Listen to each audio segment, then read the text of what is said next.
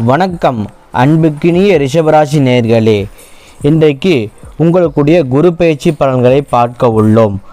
கலகலப்பான பேச்சுக்களின் மூலம் அனைவரையும் வசப்படுத்தும் திறமை கொண்ட ரிஷபராசி அன்பர்களே, இதுவரை போகஸ்தானமான 12ஆம் ராசியில் இருந்து வந்த குரு பகவான் சித்திரை மாதம் 18 அதாவது 1/5/2024 முதல் ராசி ஸ்தானமான ஜென்ம வீட்டில் சஞ்சாரம் செய்ய இருக்கின்றார். ஜென்மஸ்தானத்தில் இருக்கின்ற குருதான் நின்ற ராசியிலிருந்து 5ஆம் பார்வையாக கன்னிய ராசியான புத்திரஸ்தானத்தையும், 7ஆம் பார்வையாக விருச்சக ராசியான கலத்திரஸ்தானத்தையும், 9ஆம் பார்வையாக மகர் ராசியான பாகியஸ்தானத்தையும் பார்வையிட இருக்கின்றார். குருவின் பார்வை பலன்களை பற்றி முதலில் பார்க்கலாம்.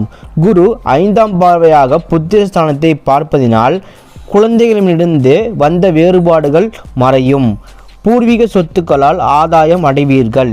புதிய வீடு மற்றும் மனை வாங்குவதற்கான எண்ணங்கள் அதிகரிக்கும். கலைத்துறையில் மேன்மை ஏற்படும். நினைத்த இலக்குகளை அடைவதற்கான வாய்ப்புகள் அமையும். பொழுதுபோக்கு விஷயங்களில் ஆர்வம் உண்டாகும். குரு 7ஆம் பார்வையாக கலத்திரஸ்தானத்தை பார்ப்பதினால் தடைப்பட்ட சுபகாரிய முயற்சிகள் கைகூடி வரும். நெருக்கமானவர்களிடம் மூலம் சில மாற்றங்கள் உருவாகும். மறைமுகமாக வருமானங்கள் அதிகரிக்கும். அரசு காரியங்களில் இருந்து வந்த தாமதங்கள் விலகும். கணவன் மனைவிக்கிடையே நெருக்கம் அதிகரிக்கும். நண்பர்களின் வட்டம் விரிவடையும். தவறிய சில வாய்ப்புகள் மீண்டும் கிடைக்கும்.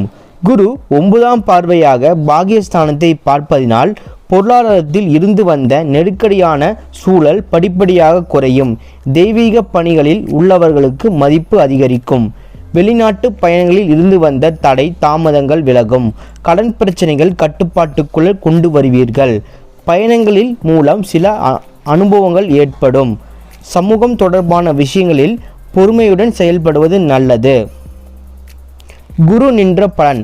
ஜென்ம வீட்டில் குரு நிற்பதால் கனிவான பேச்சுக்களின் நன்மதிப்பை உருவாக்கும். சஞ்சலமான சிந்தனைகளை தவிர்ப்பது நல்லது. உடன் இருப்பவர்களால் சில நெருக்கடியான சூழல்கள் உண்டாகும்.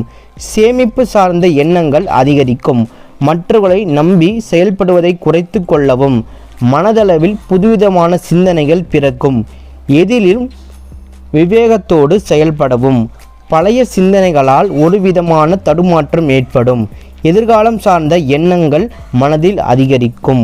குரு பகவான் நட்சத்திர பாத சஞ்சார பலன்களை பார்க்கலாம். குரு 1/5/2024 முதல் 11/6/2024 வரை கிருத்திகை நட்சத்திரத்தில் சஞ்சாரிப்பதால் உடல் ஆரோக்கியத்தில் ஏற்ற இறக்கமான சூழல்கள் உண்டாகும். தேவையற்ற பயணங்களை குறைத்து கொள்வது நல்லது. மாணவர்களுக்கு கல்வியில் இருந்து வந்த ஆர்வமின்மை குறையும். வாகன பழுதுகளை சரி செய்து கொள்வது வீண் வீரங்களை தவிர்க்கும். கிடைக்கும் வாய்ப்பு சிறிதாக இருந்தாலும் அதை பயன்படுத்தி கொள்ளவும். வியாபார முதலீடுகளில் ஆலோசனை பெற்று முடிவு எடுக்கவும். குரு 12/6/2024 முதல் 18/8/2024 வரை மற்றும் 12/2/2025 முதல் 4/4/2025 வரை ரோஹிணி நட்சத்திரத்தில் சஞ்சாரம் செய்வதால் கொடுக்கல் வாங்கல் செயல்களை குறைத்து கொள்வது நல்லது. முன்ஜாமீன் செயல்களை தவிர்த்து கொள்ளவும். முயற்சிகளில் உண்டாகும் தடைகளின் மூலம் மாறுபட்ட அனுபவங்கள் ஏற்படும். மனதளவில் எதிர்காலம் சார்ந்த சில புதிய திட்டங்களை உருவாக்குவீர்கள். உங்கள் பேச்சுக்கான மதிப்பு காலதாமதமாக கிடைக்கும். சகோதரர்களால் வழியில் ஆதரவு ஏற்படும். சேமிப்பு தொடர்பான புதிய திட்டங்களை உருவாக்கி கொள்வீர்கள். குரு 19/8/2024 முதல் 14/10/2024 வரை மற்றும் 5/4/2025 முதல் 10/5/2025 வரை மிருகசீஷ நட்சத்திரத்தில் சஞ்சரிப்பதால் என்ன பலன் என்று பார்க்கலாம்.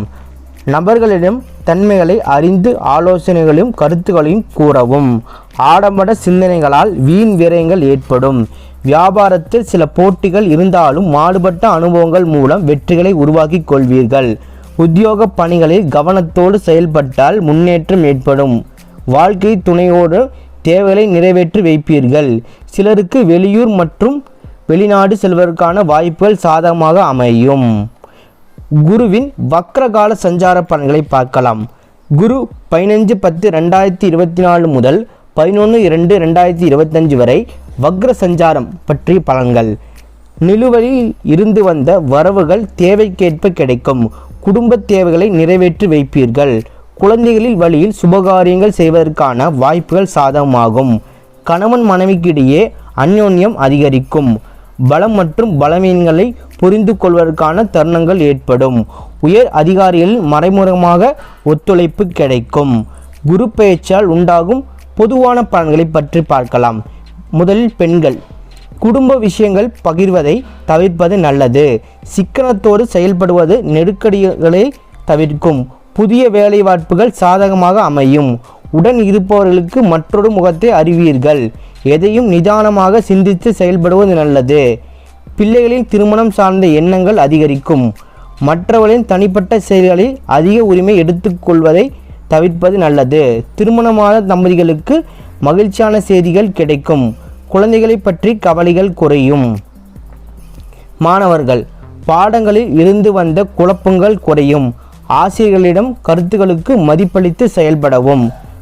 தொலைத்தொடர்பு துறைகளில் தனிப்பட்ட ஆர்வம் ஏற்படும். விளையாட்டு விஷயங்களில் நிதானம் வேண்டும்.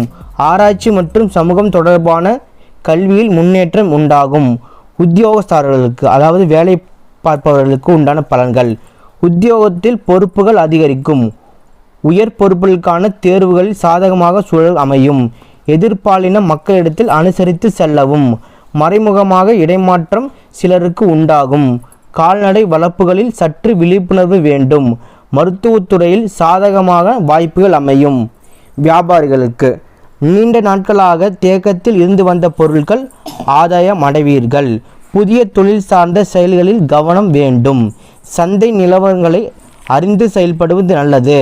மற்றவர்கள் கூறும் கருத்துக்களுக்கு உண்மை நிலைகளை ஆராய்ந்து முடிவு எடுக்கவும். பங்குதாரர்களுக்கு மூலம் ஒத்துழைப்பு அதிகரிக்கும்.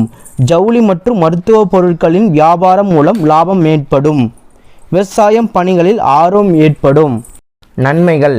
நடைபெற இருக்கின்ற குரு பயிற்சியால் மனதில் புதுவிதமான இலக்குகளும் சுபகாரிய பயணங்களில் ஒத்துழைப்பும் வெளியூர் சார்ந்த பயணமும் கைகூடி வரும். கவனம்.